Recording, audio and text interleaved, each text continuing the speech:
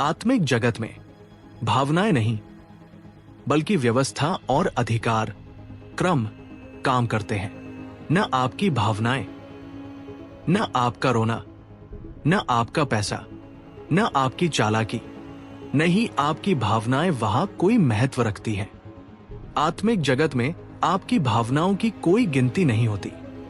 आपकी भावनाओं का वहां कोई प्रभाव नहीं होता।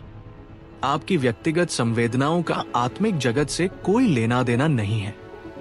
आत्मिक जगत में जो चीज काम करती है वो है नियम और सिद्धांत। हां, नियम और सिद्धांत। आत्मिक शक्तियां आपकी भावनाओं की परवाह नहीं करती, क्योंकि हम अक्सर ये सोच लेते हैं कि हम अपनी भावनाओं के जरिए परमेश्वर को प्रभावित या नियंत्रित कर सकते हैं। अगर आप अनजाने में अपने परिवार में किसी गलत आत्मा के लिए दरवाजा खोल देते हैं, तो वो आत्मा अंदर आ सकती है, चाहे आपके घर में यीशु ही क्यों न हो। यीशु मसीह आत्मिक नियमों का सम्मान करते हैं।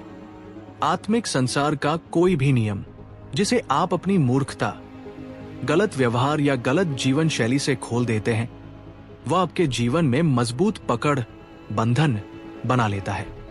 मैं शक्तियों के बारे में बात कर रहा हूं। परमेश्वर भी उन शक्तियों के विकास पर निर्भर करता है जो आपके भीतर है, ताकि वह बहुत अधिक, भरपूर और उससे भी बढ़कर काम कर सके। हम स्वयं जिम्मेदार हैं कि परमेश्वर हमारे जीवन में कितना और कैसे काम करेगा। हमारे अंदर काम करने वाली शक्ति उतनी ही प्रकट होती है जितना हम उसके लिए खुले होते हैं।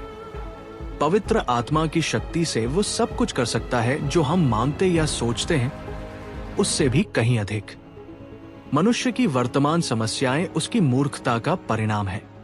बहुत ज्यादा भावुकता और मनुष्य शक्तियों से भटक गया है।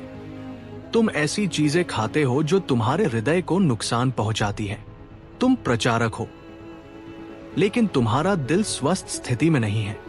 प्रचार करते करते प्रचारक मंच पर गिर जाता है और मर जाता है, जबकि यीशु के बारे में बोल रहा होता है।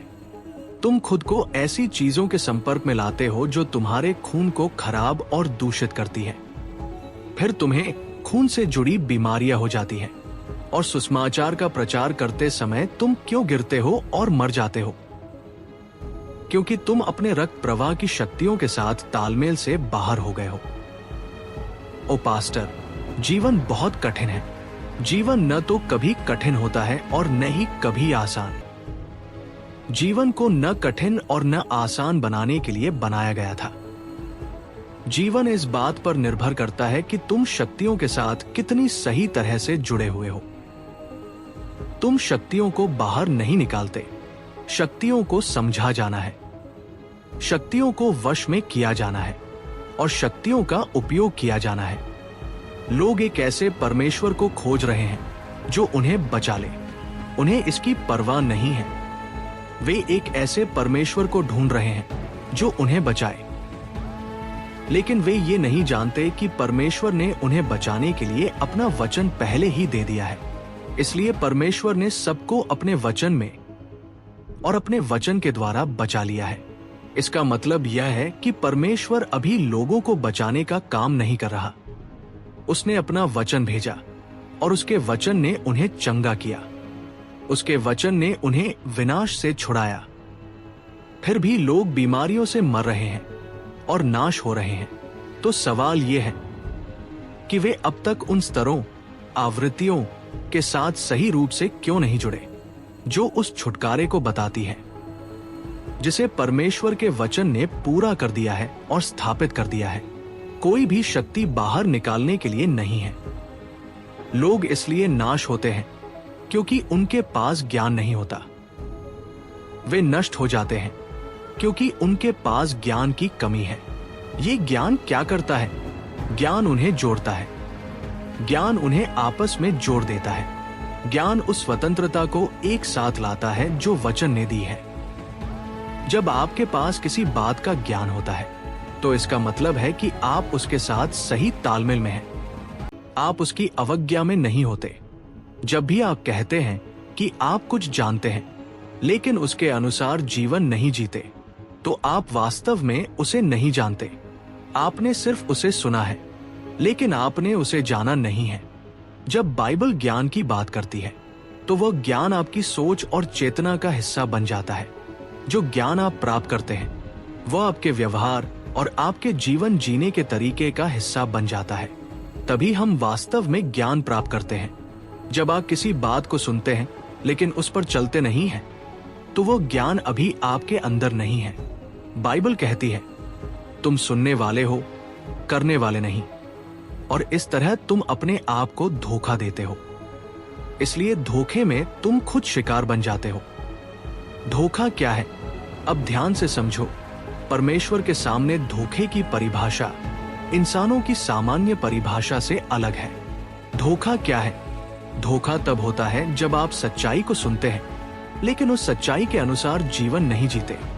तब आप धोखे के क्षेत्र में आ जाते हो, क्योंकि तुम्हें खुद को शिकार बनने से या उस भ्रष्टता से बचा लेना चाहिए था जो उस बात से आती है जिसे तुमने सुना ही नहीं। लेकिन तुमने सुना है, इसलिए तुम्हें उस खास समस्या या किसी भी ऐसी बात का शिकार नहीं बनना चाहिए। ज्ञान क्या करता है? ज्ञान हमें बचाता है और विनाश से मुक्त करता है। एक विवाहित व्यक्ति के रूप में, एक पास्टर के रूप में और सेवकाई के लिए बुलाए गए व्यक्ति के रूप में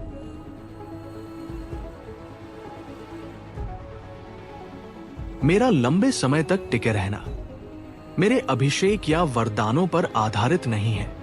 इस सेवकाई की स्थिरता पूरी तरह से प्रभु के साथ मेरे सच्चे संबंध पर निर्भर है।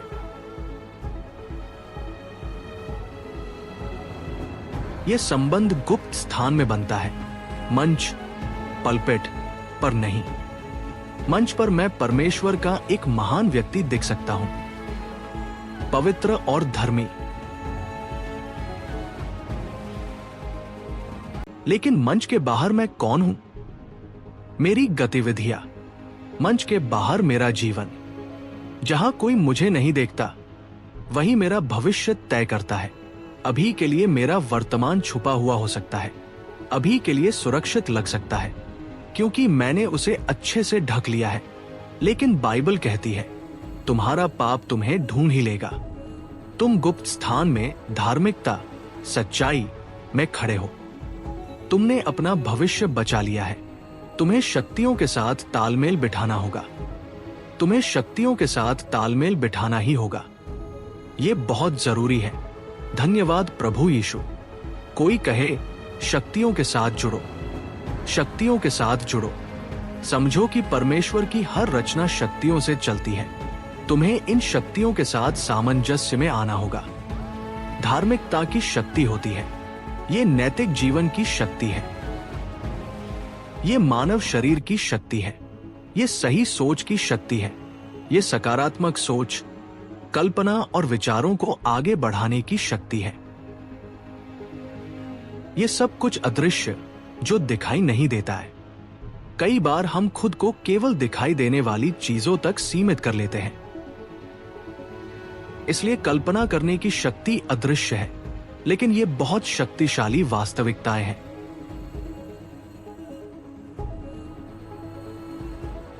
जो किसी के जीवन को प्रभावित कर सकती है। किसी और की मूर्खता का बोझ मत उठाओ। दूसरों के गलत आदेशों की मूर्खता अपने ऊपर मत लो, क्योंकि वो तुम्हारे कंधों पर अतिरिक्त बोझ बन जाएगी। भले ही तुम जुड़वा हो, फिर भी तुम अलग अलग हो। सावधान रहो, क्योंकि हम सबके पास शक्ति है, चुनाव करने की शक्ति है और जीवन के फैसले लेने की शक्ति है। हम सबको किसी से कहना चाहिए, शक्तियों से लड़ो मत, शक्तियों से मत लड़ो। फिर से कहो, शक्तियों से मत लड़ो, मत लड़ो।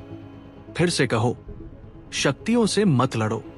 शक्तियों के साथ तालमेल बनाओ, शक्तियों के साथ जुड़ो, शक्तियों का अध्ययन करो, शक्तियों पर नियंत्रण और समझ हासिल करो। यीशु के नाम में